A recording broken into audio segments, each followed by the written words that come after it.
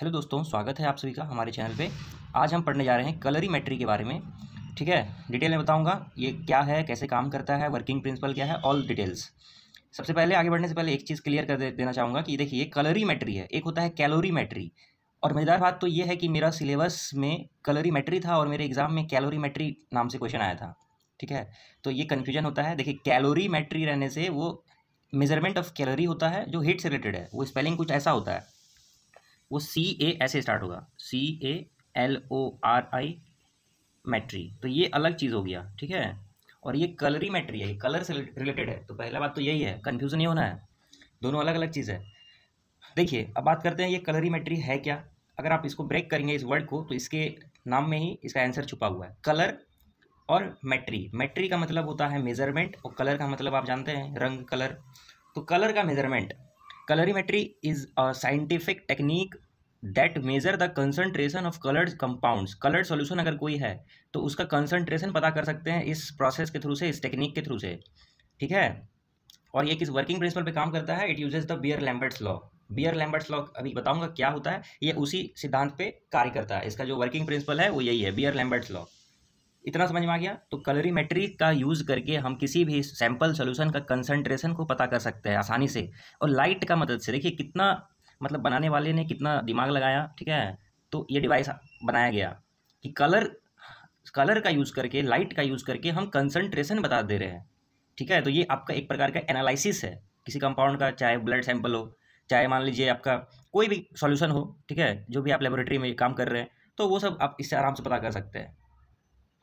ठीक है, जैसे मैं आपसे बोल दूँ कि पानी में मैंने चीनी घोल दिया है, तो सॉल्यूशन बनाया, अभी बोला कंसंट्रेशन क्या है उसका बताइए, तो इससे आप वो भी पता पता लगा सकते हैं। ठीक है, तो चलिए अब इसका थोड़ा सा देखते हैं। देखिए, कलरीमेट्री मैंने आपको बता दिया, ये एक साइंटिफिक टेक्निक है। ठीक है, एनालिटिकल मेथड है।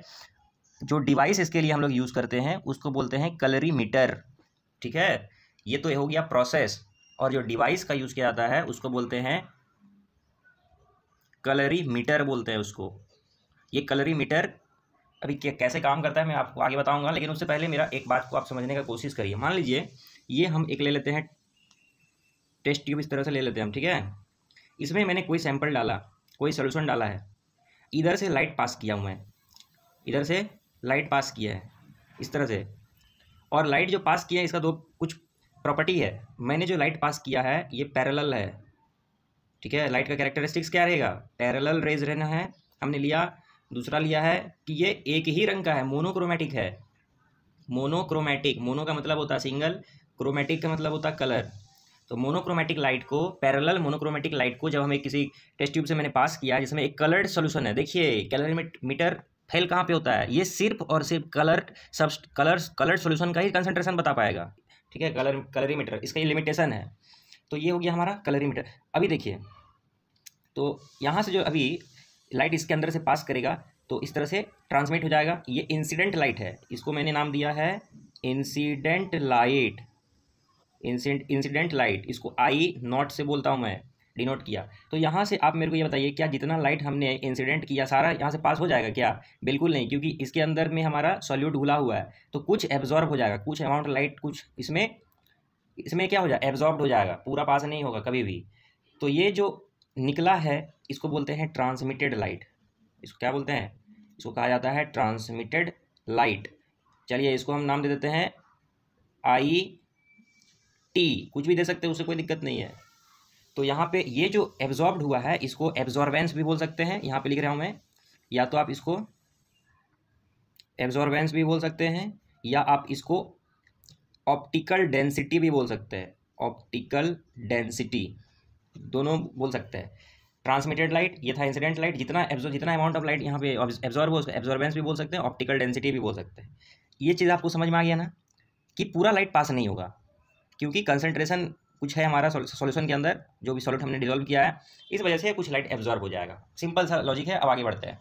दूसरा जो कंडीशन है, अगर मान लीजिए यहाँ पे जो कंसंट्रेशन था, है ना, मान लीजिए यहाँ पे हमने कोई सॉल्यूशन लिया है, जैसे मान लीजिए फेरस सल्फेट लिया है FeSO4, और इसका कंसंट्रेशन लिया 100% ml। ठीक है, इसका कंसंट्रेशन क्या? 100%। अब मैं आपसे ये बताना चाहता हूँ, अब ये पूछ रहा हूँ, अगर मान लीजिए इस बार हम कंसंट्रेशन को बढ़ा के 200% कर दें, है ना, उसी उसी सोल्यूशन का FeSO4 का, तो क्या होगा? फिर से लाइट डालें, फिर से लाइट डाले हैं, इंसिडेंट लाइट डाले हैं। इस बार बताइए अगर कंसंट्रेशन को बढ़ा के 200% कर दिए हैं तो इस बार क्या होगा? लाइट पहले जितना पास किया था, पहले देखिए मान लेते हैं यहाँ पे 3 रे पास किया, अभी कंसंट्रेशन बढ़ गया तो एब्जॉर्बेंस भी बढ़ेगा कि नहीं बढ़ेगा? अभी मान लेते हैं दो ही पार हुआ, इस बार एब्जॉर्बेंस बढ़ गया। तो हम क्या देख रहे हैं कि इंसिडेंट लाइट जितना हम इसमें भेज रहे हैं उतना निकल नहीं रहा है। मतलब कंसंट्रेशन अगर बढ़ रहा है ना सोल्यूशन का, अगर कंसंट्रेशन बढ़ रहा है तो मेरा एब्जॉर्बेंस भी बढ़ रहा है, एब्जॉर्बेंस भी बढ़ रहा है। कंसंट्रेशन बढ़ने से एब्जॉर्बेंस बढ़ जा रहा है लाइट का। कंसंट्रेशन अगर कम था तो एब्जॉर्बेंस भी मेरा कम था। ठीक है, ये समझ में आया? तो यही कहता है, देखिए बियर लैम्बर्ट्स लॉ जो है ना वो दो अलग अलग साइंटिस्ट था, एक ही नहीं है। तो बियर्स लॉ क्या कहता है? बियर्स लॉ का स्टेटमेंट क्या, देखिए ये कहता है the concentration of a colored sample solution is directly proportional to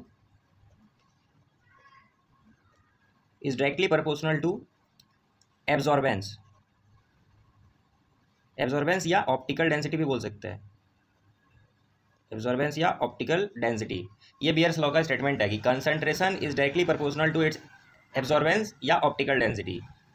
ये हो गया, ठीक है, ये आपको समझ में आया? ये बियर्स लॉ का स्टेटमेंट है और आपको मैंने उसका यहाँ पे एग्जांपल भी बता दिया कि कंसंट्रेशन बढ़ रहा है तो एब्जॉर्बेंस भी बढ़ेगा।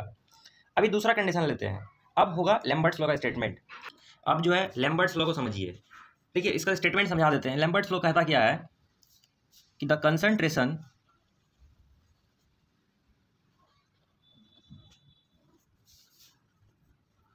Concentration of a coloured solution is directly proportional to, shortcut में लिख रहा हूँ, directly proportional to the path length या डिस्टेंस भी बोल सकते हैं। मैंने बोला पाथ लेंथ या डिस्टेंस भी बोल सकते हैं, अभी समझा रहा हूँ इसको। मतलब पहले हम आपको समझाते हैं फिर इस पर वापस जाएंगे। देखिए इस बार हम क्या करते हैं, फिर से एक टेस्ट ट्यूब लेते हैं, इसमें हमने अपना कलर्ड सोल्यूशन लिया, कोई भी कुछ भी हो सकता है, CuSO4 FeS कुछ भी हो सकता है, कलर्ड सैंपल है। देखिए इस एग्जाम्पल को देखिए, आपको पूरा क्लियर हो जाएगा। कंसंट्रेशन तीनों में सेम है, कंसंट्रेशन जो है वो तीनों का इस बार सेम है, ठीक है। लेकिन आप मेरे को ये बताइए, अगर यहाँ से मैं इंसिडेंट कराता हूँ लाइट को तो यहाँ पे पास हो जाएगा, ठीक है। देखिए यहाँ पे मैंने मान लीजिए 5 लाइट भेजा है, इंसिडेंट किया है, तो यहाँ पे 4 हमको मिल गया है, ट्रांसमिट हो गया 4 लाइट। यहाँ पे आप देखिए इस टेस्ट ट्यूब का ये लेंथ को इस बार मैंने बढ़ा दिया है, देख रहे हैं ये पाथ लेंथ बढ़ गया है, पाथ लेंथ ये छोटा था ये बड़ा था। तो अब अगर यहाँ से लाइट भेजेंगे तो क्या लगता है 4 निकलेगा क्या? नहीं, हो सकता है 3 निकले, मतलब एब्जॉर्बेंस बढ़ जाएगा इसका, क्योंकि इसका लेंथ पाथ लेंथ बढ़ गया तो ज़्यादा, मतलब मेरे पास पार्टिकल अवेलेबल है जो एब्जॉर्ब करेगा। इसमें बताइए क्या होगा, इसमें हो सकता है 2 ही निकले क्योंकि इसका भी पाथ लेंथ बढ़ गया। तो यहाँ से समझ में क्या आ रहा है, यहाँ से समझ में आपको क्या आया कि जो मेरा एब्जॉर्बेंस है वो लेंथ पे डिपेंड कर रहा है। मैंने क्या बोला, जो मेरा एब्जॉर्बेंस है, एब्जॉर्बेंस जो है ये डायरेक्टली प्रोपोर्शनल है आपका पाथ लेंथ का, ठीक है, या optical density is directly proportional to path length. ये है स्टेटमेंट लैम्बर्ट्स लॉ का, ठीक है। ये यही कहता है कि optical density is directly proportional to path length, इसी को हम लोग एब्जॉर्बेंस भी बोल रहे हैं। तो ये जो दो मिला हमको, बियर्स लॉ और लैम्बर्ट्स लॉ, जब हम इन दोनों को कंबाइन करके देखेंगे तो on combining Beer Lambert's law we get, हमको क्या मिलता है, हमको मिल रहा है कि absorbance is directly proportional to concentration of the solution and path length, ये हमको मिल रहा है। एब्जॉर्बेंस डायरेक्टली प्रोपोर्शनल, यहाँ पे देखिए एब्जॉर्बेंस डायरेक्टली प्रोपोर्शनल लेंथ का, और यहाँ पे मैंने आपको दिखाया था, कहाँ दिखाया था जी, यहाँ पे दिखाया था कि एब्जॉर्बेंस डायरेक्टली प्रोपोर्शनल कंसंट्रेशन। तो यहाँ पर अगर आप देखिएगा, अगर आप यहाँ पे देखिएगा, इसको अगर हम कांस्टेंट कर दें, अगर लेंथ को कांस्टेंट कर दें तो हम बोल सकते हैं ना absorbance is directly proportional to concentration, और यही तो हमको निकाल, हमको पाथ लेंथ से मतलब नहीं है, कंसंट्रेशन निकालने से मतलब है। तो अगर लेंथ को कांस्टेंट कर देंगे तो A is directly proportional to, absorbance is directly proportional to concentration of the solution, और ये कांस्टेंट है हमारा एल, लेंथ हमारा कांस्टेंट हो जाएगा। तो हम क्या करते हैं, एक स्टैंडर्ड क्यूब, हम जो टेस्ट ट्यूब जो बोल रहे हैं, एक स्टैंडर्ड क्यूबिट बनाते हैं। ये स्टैंडर्ड है, इसका जो लेंथ है वो फिक्स रहेगा। हर बार जो टेस्ट करेंगे ना, इसका लेंथ मान लीजिए 1 सेंटीमीटर है, इसको लेंथ को स्टैंडर्डाइज कर दिए, कॉन्स्टेंट कर दिए, तो लेंथ कॉन्स्टेंट रहेगा हर बार, हर सैंपल के लिए। तो absorbance directly proportional to concentration. Brain में घुस गया बात।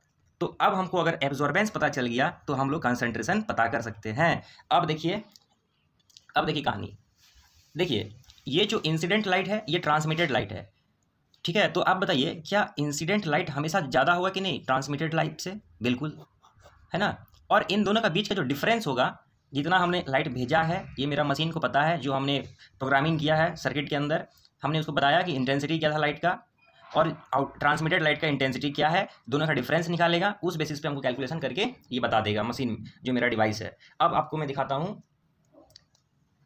अब आपके पास सारा इन्फॉर्मेशन मिल गया। अब आप चलिए मशीन बनाते हैं हम लोग। अपने से बनाइए। तो सबसे पहले अगर हमको मशीन को डिज़ाइन करना है तो हमको क्या चाहिए, एक लाइट सोर्स लगेगा जो हमको लाइट देगा। चलिए हम मान लेते हैं ये हमने एक बल्ब लिया है। कौन सा बल्ब है? टंगस्टन बल्ब है मान लीजिए, ठीक है। ये क्या है, मान लेते हैं ये टंगस्टन बल्ब है। तो इससे हमको क्या मिलेगा, लाइट मिलेगा। और ये कैसा लाइट हमको मिलेगा, तो हर डायरेक्शन में मिलेगा। लाइट से जो निकलेगा वो क्या होगा, हर डायरेक्शन में मिलेगा हमको। लेकिन हमको क्या चाहिए, यहाँ से जो हमको लाइट मिलेगा ये वाइट लाइट मिलेगा, यहाँ से जो हमको लाइट मिलेगा वो वाइट लाइट मिलेगा। लेकिन हमको वाइट लाइट पे काम नहीं करना। हम क्या करेंगे, पहले इसका जो सारा अलग अलग डायरेक्शन में, ठीक है, इरेगुलर जो रेज बन रहा है उसको हम लोग पैरेलल बनाएंगे। तो हम यहाँ पे एक लेंस लगा देंगे, कॉन्वेक्स लेंस। हमने क्या किया, कॉन्वेक्स लेंस का यूज़ किया। कॉन्वेक्स लेंस क्या करेगा, इन सारा रेज को पैरेलल कर देगा। पैरेलल कर दिया, पहला हमारा स्टेप खत्म। अब हम क्या करेंगे, एक फिल्टर लगाएंगे जो इसको मोनोक्रोमेटिक बनाएगा। तो इसको आप कलर्ड ग्लास भी बोल सकते हैं। मान लीजिए कलर्ड ग्लास में रेड ब्लू ग्रीन कुछ हो सकता है। ये है मोनोक्रोमेटर, इसको साइंटिफिक भाषा में बोल सकते हैं मोनोक्रोमेटर, ठीक है। मोनोक्रोमेटर या फिल्टर या ग्लास, कलर्ड ग्लास बोल सकते हैं। तो ये क्या करेगा, यहाँ से एक स्पेशल कलर, एक ही मतलब कलर का लाइट हमको आगे भेजेगा। मान लीजिए ये एक ही कलर को आगे भेज रहा है। अब यहाँ पे हमारा स्टैंडर्ड क्यूबेट रहेगा। स्टैंडर्ड जो हमने टेस्ट ट्यूब लिया है इसको क्यूबेट नाम से बोलते हैं। ये स्पेशलाइज्ड होता है, ऐसे ही नहीं। इसको बनाने का जो मतलब मेथड है वो बहुत स्पेशल तरीके से बनाया जाता है। देखिए, क्योंकि इसको बनाने में हो सकता है ना, बहुत छोटा छोटा माइक्रो बबल्स बन सकता है, ठीक है, जो हमारा जो एक रिजल्ट है उसको, उसमें एरर ला सकता है। तो इसको हम लोग बहुत ही हाई प्रेशर पे बनाते हैं ताकि इसके अंदर कोई भी डिफेक्ट ना मौजूद हो। इसका जो हार्डनेस है वो ज़्यादा होना चाहिए ताकि बार बार हमको इस पर स्क्रैच ना लगे। स्क्रैच लगेगा तो क्या होगा, एरोजन हो जाए। इसका स्क्रैच लगेगा तो क्या होगा, मेरा लेंथ घट बढ़ सकता है। तो वो नहीं होना चाहिए, क्योंकि एक ही क्यूबेट बहुत बार यूज़ करना पड़ेगा। तो ये क्यूबेट को स्पेशल तरीका से बनाया जाता है। अब ये क्यूबेट में हमने सोल्यूशन रख दिया, ठीक है, इसमें सोल्यूशन रखा, इसमें लाइट यहाँ से पास किया। तो कुछ लाइट यहाँ पे एब्जॉर्ब हो जाएगा और कुछ यहाँ से ट्रांसमिट हो जाएगा, ठीक है। अब ये जो ट्रांसमिट हुआ है इसको हम क्या करेंगे, एक फोटो सेल लगाएंगे। यहाँ पे क्या लगाएंगे, फोटो सेल लगाएंगे। ये फोटो सेल क्या करेगा, या मान लीजिए जैसे आप जानते हैं ना, लाइट को हम लोग इलेक्ट्रिकल सिग्नल में कन्वर्ट कर सकते हैं। जैसे सोलर पैनल क्या करता है, लाइट को इलेक्ट्रिसिटी में चेंज करता है। तो यहाँ पे फोटो सेल लगाया, ये जो लाइट मिल रहा है ये इसको इलेक्ट्रिकल सिग्नल में कन्वर्ट करेगा। इलेक्ट्रिसिटी में कन्वर्ट किया, यहाँ पे हम एक वोल्ट मीटर लगा देंगे, रीडिंग ले लेंगे, ठीक है। यहाँ पे क्या लगाया, वोल्ट मीटर लगाया हूँ। तो ये हमको बता देगा वोल्ट मीटर कि कितना वोल्ट यहाँ से जनरेट हुआ। इसके बाद हम इसको क्या करेंगे, एक सर्किट के पास भेजेंगे। ये इस सिग्नल को सर्किट के पास भेजेंगे। वो पता कर लेगा कि उसको पहले से पता है कि इंटेंसिटी लाइट का क्या था, इंसिडेंट वाला का, और ट्रांसमिटेड का क्या है। इस बेसिस पे ये कुछ कैलकुलेशन परफॉर्म करेगा। ये सर्किट है हमारा, ये क्या है, ये हमारा सर्किट है। ये कैलकुलेशन करने के बाद हमको नेक्स्ट स्टेप में रिजल्ट डिस्प्ले करेगा, ऑप्टिकल डेंसिटी बता देगा। ये क्या है, डिस्प्ले। ये डिस्प्ले क्या काम कर रहा है, ये हमको कंसंट्रेशन नहीं बता रहा है, ये हमको ऑप्टिकल डेंसिटी बताएगा। ध्यान रखना है, ये डिस्प्ले क्या करेगा, ऑप्टिकल डेंसिटी बताएगा। और ऑप्टिकल डेंसिटी का कोई यूनिट नहीं होता है, बस ये 1, 2, 0.5 कुछ भी बता सकता है। तो इस तरह से मेरा ये डिवाइस को डिज़ाइन किया जाता है, आप देख सकते हैं। अब जैसे मान लीजिए मैं आपसे कहता हूँ, मैंने लिया था FeSO4, इसका कंसंट्रेशन हमको पता करना है, नहीं, ठीक है। या मान लीजिए हमने 100% का एक FeSO4 लिया था, इसका कंसंट्रेशन क्या 100% ml, और इसका ऑप्टिकल डेंसिटी हमको मिला है 0.5। ऑप्टिकल डेंसिटी कितना मिला, या एब्जॉर्बेंस कितना मिला, 0.5। अब अगर मैं आपसे पूछता हूँ कि मुझे ये बताइए कि अगर हमने FeSO4 एक सोल्यूशन लिया जिसका कंसंट्रेशन नहीं पता है, लेकिन ऑप्टिकल डेंसिटी जब हमने टेस्ट किया तो मिला 1, तो बताइए इसका कंसंट्रेशन कितना होगा। आप बोलेंगे इसका कंसंट्रेशन होगा 200% ml। बात समझ में आया। तो इस तरह से हमने फार्मूला भी हम बनाते हैं। फार्मूला क्या बनेगा, कि आप देखिए अगर 0.5 था, यहाँ पे आप देख सकते हैं ना, ये 0.5 था तो 100% था। जब हमारा ये 1 हुआ तो ये कितना हो जा रहा है, 200% हो जा रहा है। तो इस तरह से हम एक फार्मूला बनाएंगे। अब देखिए यहाँ पे जब हमारा 0.5 ऑप्टिकल डेंसिटी था, कंसंट्रेशन 100% था। जब ऑप्टिकल डेंसिटी 1 हुआ या एब्जॉर्बेंस 1 हुआ तो 100/0.5 हो जाएगा। यहाँ से हमने इसको सॉल्व किया तो ये हमारा कंसंट्रेशन 200% आ गया। अगर मान लीजिए ऑप्टिकल डेंसिटी मिल गया 2, तो आप क्या करेंगे, अगर ऑप्टिकल डेंसिटी 2 मिल गया है तो कैसे निकालेंगे, कंसंट्रेशन कैसे निकालेंगे।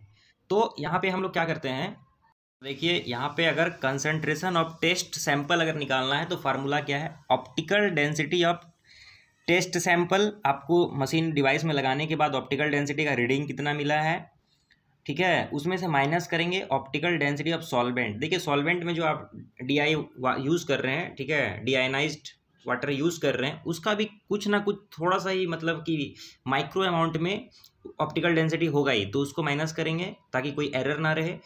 नीचे में optical density of standard solution, standard solution का आपको ऑप्टिकल डेंसिटी कितना है, उसमें से भी optical density of solvent minus कर देंगे ताकि कोई एरर ना हो। इसको मल्टीप्लाई करेंगे कंसंट्रेशन ऑफ सोल्यूशन से, ठीक है, कंसंट्रेशन ऑफ स्टैंडर्ड सोल्यूशन का मतलब मेरा कहने का है, मैंने आपको बोला ना कि ऑप्टिकल डेंसिटी अगर आप बताइए, अगर ऑप्टिकल डेंसिटी 2 मिला है तो उसका कंसंट्रेशन क्या होगा। तो सिंपली आपको ऑप्टिकल डेंसिटी ऑफ टेस्ट हमको मिला है, यहाँ पे 2 है तो यहाँ पे 2 लिखेंगे by optical density of standard sample. मान लीजिए हमने माना था 0.5 को स्टैंडर्ड सैंपल के लिए, तो फिर इसको मल्टीप्लाई कर देंगे। कंसंट्रेशन कितना था 0.5 के लिए बताइए, स्टैंडर्ड सैंपल का 100% था, 100% था ना कंसंट्रेशन। चलिए तो यहाँ से मैंने माइनस नहीं किया ऑप्टिकल डेंसिटी ऑफ सॉल्वेंट और ऑप्टिकल डेंसिटी ऑफ यहाँ पे भी सॉल्वेंट, ठीक है। तो ये हर बार अप्लाई करना है ताकि एरर ना हो, लेकिन यहाँ से डायरेक्ट सिंपल अगर आप कैलकुलेशन करेंगे तो आप यहाँ पे देखिए, तो यहाँ पे जब आप देखेंगे तो आपको कितना मिल जाएगा, 400% मिल जाएगा। ये आपका देख रहे हैं रिजल्ट मिल गया, कंसंट्रेशन मिल गया टेस्ट सैंपल का।